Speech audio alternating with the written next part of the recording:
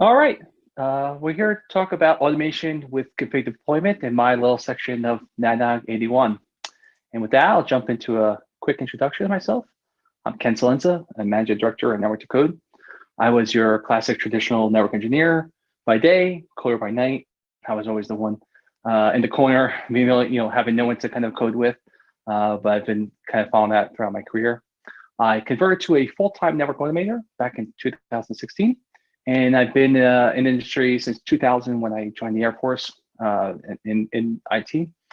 And from there, went to a consulting company, then McKinsey, and finally here on Network to Code. So one of the things I'll kind of hear uh, throughout the community as people get into automation is something roughly around automation is kind of the art of deploying configuration, right? And I really think this is the common approach most people take as they're getting into network automation, right? And what I like to say about that is that's kind of like saying, let's automate the fun part, right? Because, let's face it, the configuration is the fun part. It's when we building devices, deploying new infrastructure, and really get into the nitty gritty of it. And they start looking at what they do.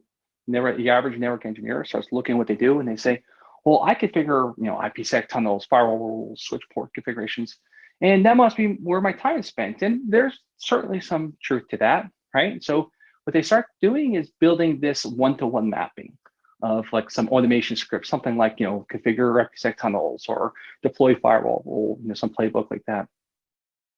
And what they're looking, one of the things that ends up happening, you have this one-to-one mapping, a few variables that are set each time as part of their kind of their automation process, right? To actually deploy configuration. But again, I feel like this is the fun part of it, of actually networking. So not that's going to be your business driver, but that it is. It's kind of cool and fun to be a network engineer and actually go and deploying these configurations. Then they sit there and say, why isn't anyone using my automation? And there's a whole plethora of reasons, but I'm going to kind of concentrate on the ones here, right? So things you'll start hearing is, well, my change window was an hour and you only saved me a few minutes. So I'll just go the old school way. I'll just kind of hand jam it via the CLI. My change window is so short, I need to make sure everything works in time. Similarly, they're going to say, if I'm going to make the changes, I want to be the one to know what's going to go into those configurations. I need to be, I'm in control. It's my butt on the line, to be honest, right?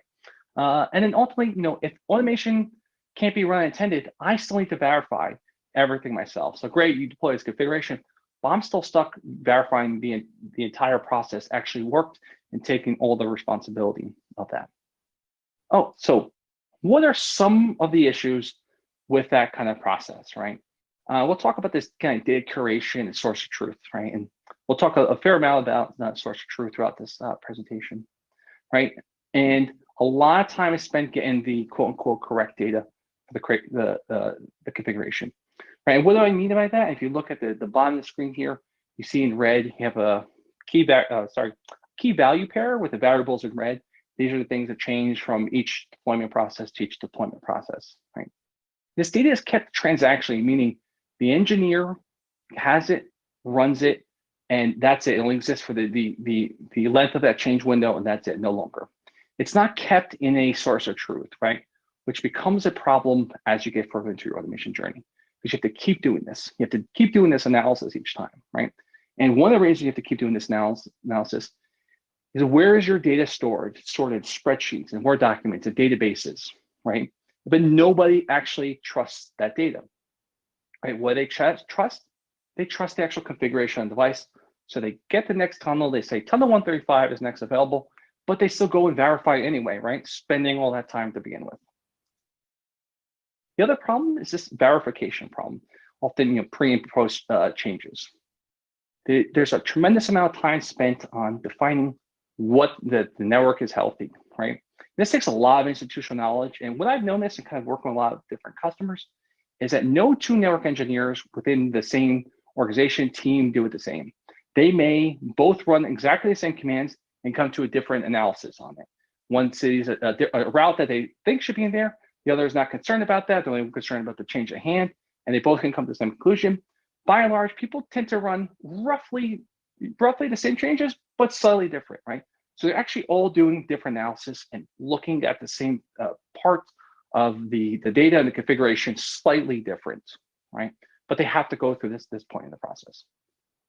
Then there's the network management aspect of it, bringing devices into and monitoring and inventory systems that kind of go along with the change management that happens throughout the various change windows and change workflows that happen within a given network environment, right? So as we break down these issues, right, this is what I see fairly consistently throughout various different organizations I'm working with. Really, there's a tremendous amount of time spent in curating data.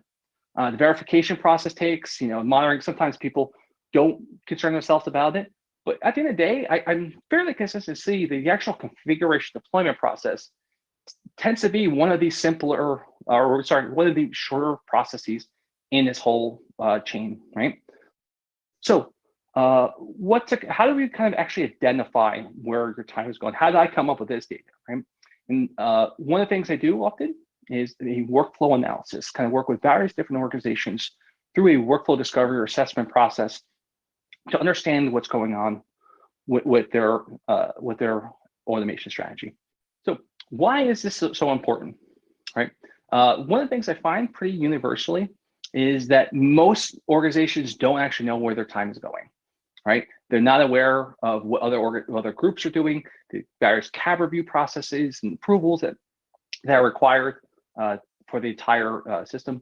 The operations team isn't talking to the networking team to understand what data points they're getting. The architecture team defines a design, and the engineering team finds out that it doesn't actually work, so they go and develop the configurations in a way that actually works for them. So what should be tracked here, right? So these 4 data points of constant work with my customers to understand is number of times a request happens, right? So weekly, monthly, yearly, 1, 10, dozen, 100 times that these requests happen. How much engineering time, right? Actually pecking away at the computer. How long does it take the customer, the requester, for this to happen? Meaning, if I put the request in on Monday, is it expected the next day, next week, next month? When am I actually going to get that back? And in there, what's the opportunity cost, right? So as an example, if you sell if you have a market fee that you're selling, and you could immediately charge your customer, and you have to wait until the actual networking team can get the change window in and deploy the configuration to actually start charging, there's real money lost there, right? So in this process, what should you be asking yourself? And basically what you want to ask yourself is, what would I tell a new network engineer that's going to work in my organization? And you're really going to concentrate on the tedious changes that need to take place, and you can't presume any institutional knowledge. So that engineer needs to be trained up on where to gather data, how to log into devices, how to identify which devices should be logged in for this change. And in that process, you can start understanding your workflow. But with all that said, when I kind of talk to the average networking team, I get something that looks like this, right? This is their first take. And the way they look at the world is request comes in, I configure, I close requests, right? And that's it. And they really start discounting their own work efforts, right? They only take their own tasks, not the entire workflow into consideration, right? They're not considering all tasks. So, put another way, don't do this, right? What you want to do is something more like this, right?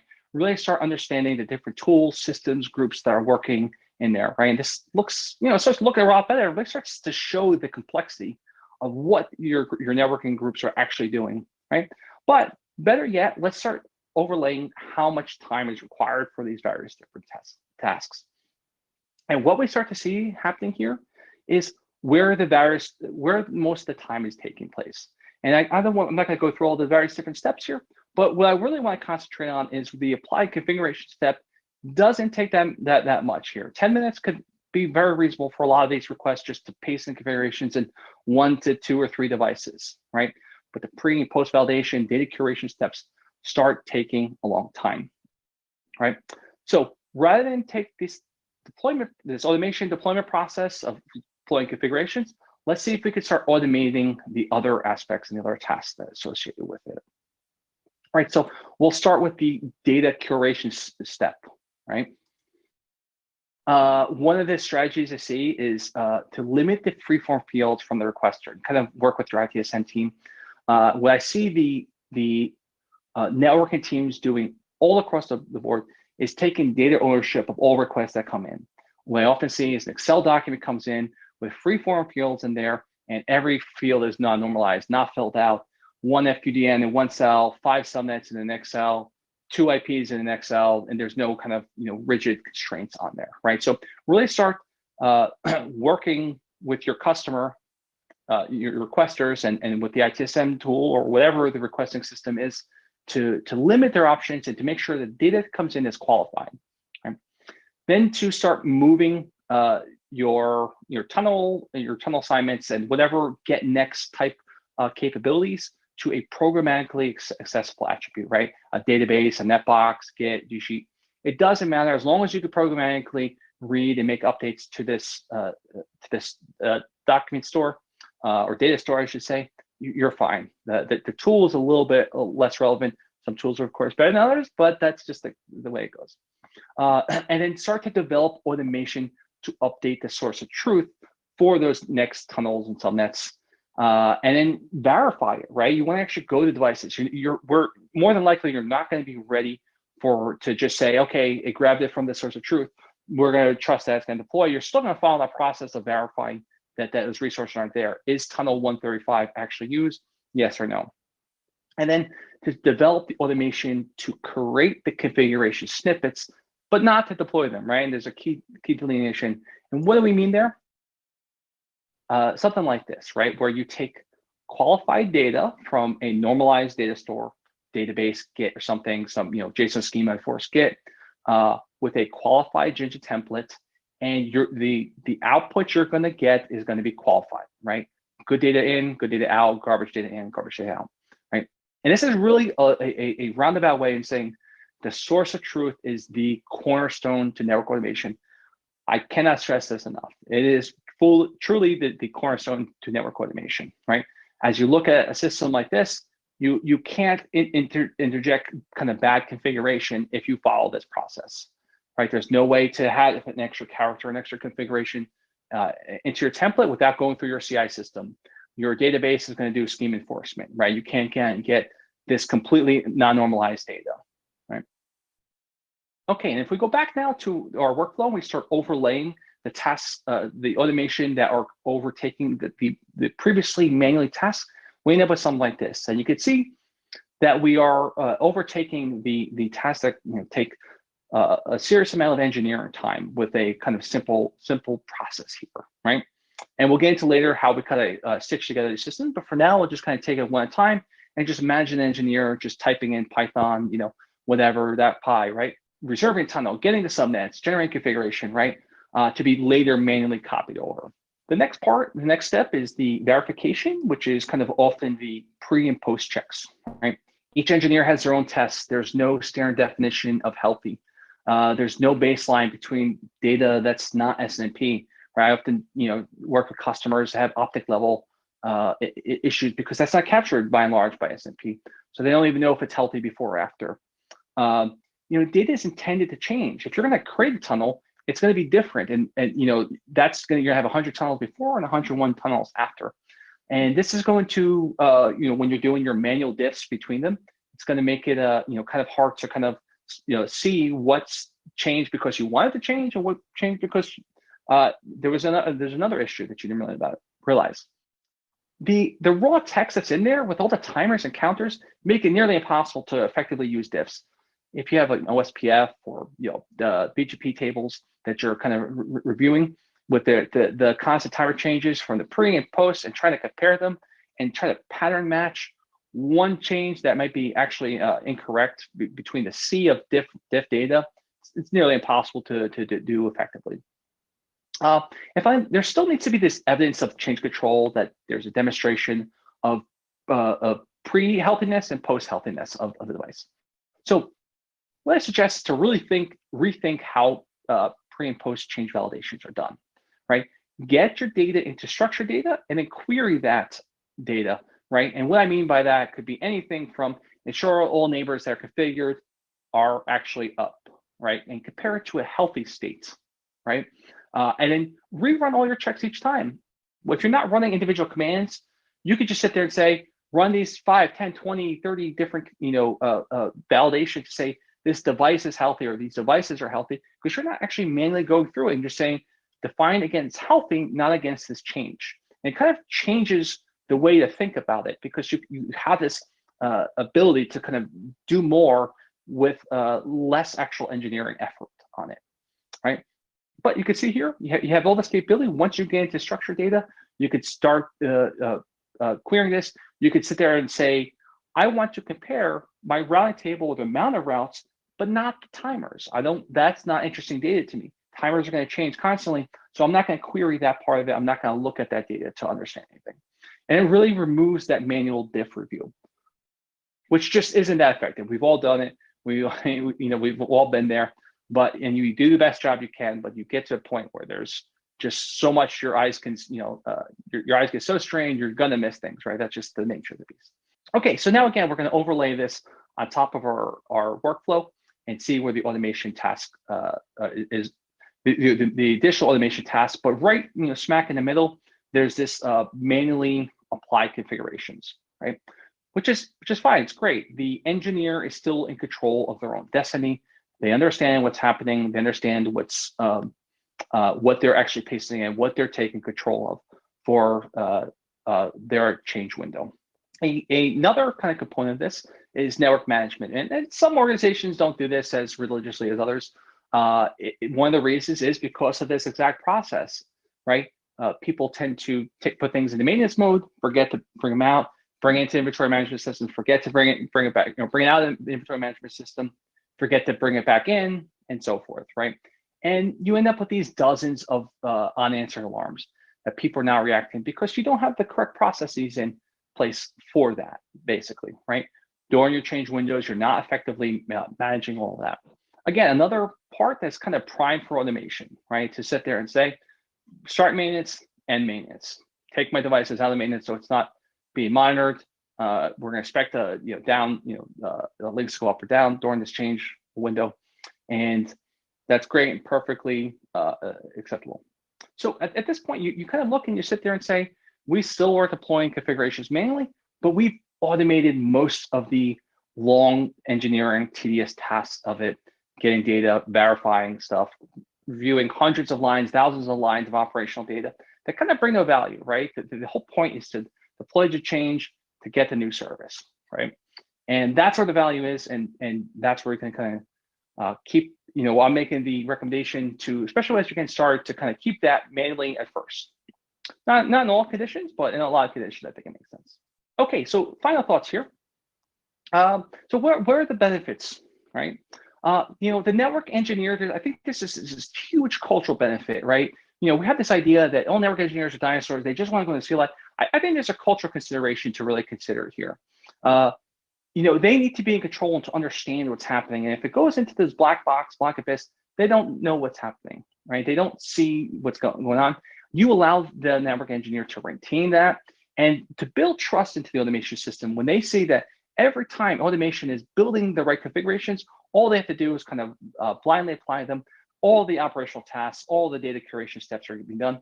And then, a real huge benefit here is automation can't be blamed for the issues, right? You don't have right level access. You don't need right level access for this automation, right? It didn't do anything. The engineers need to ultimately take responsibility for the configurations they're going to push. Allows you to concentrate on tasks that actually take the most time when you do the actual workflow analysis, right? It can actually get your automation into production quicker, I would say, both without deployment, as I'm stating, and even with deployment. Without deployment, it's obvious you shouldn't need to go as rigid of a control system for a read-only account. But even with, if there's such a trust into the automation, I believe they can actually get into your production systems quicker, even for configuration deployment, which of course you do want to get to. And it helps to build out that source of truth. Again, the source of truth is the cornerstone for automation. And again, just to kind of re-hit on that point, allows automation to be introduced with less pressure because there can't be issues kind of associated with it. Okay. And then we just kind of take a pause and just kind of relook at this same process that we had before, but relook at it within the automated world here. right? So we can take this process, 4 to 5 engineering hours down to less than 1, right? If we start stitching together everything, so the service request ticket comes in, makes an API call to your automation system, which gathers all the resources and verifies it. If all that works out well, sends an API call back to the ticketing system. No engineer was kind of had to get involved and sit there and say, here are the configurations, here's the qualified data, vars, and the plan for the configuration to be deployed. You still have to go through your normal change window, schedule change, CAD review process, all that fun stuff. Then the day of your change, you run your automation. You run your pre-automation, which does all your pre-checks, your network monitoring, remove systems from network monitoring, and then the engineer has the time to do to actually manually configure the configurations, which again they got from one of the previous automated steps. They know it's qualified, it's coming from a standardized JIT template, standardized data, and they know it's good to go. And they run their post-validation steps.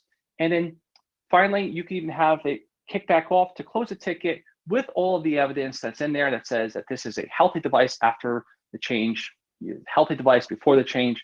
Here's the evidence, here's the text files or strings to prove that. And that is my presentation. Thanks. And now we will be around to answer any questions you may have from this.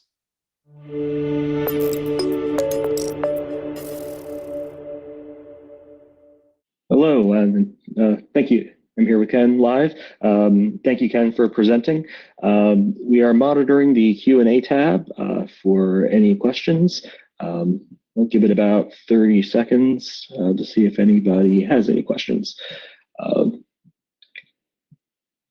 Yeah, I'd like to think it's just so well received and understood. There's no questions to be had. So hopefully that's the case.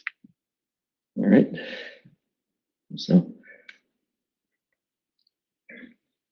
well, again, thank you for presenting.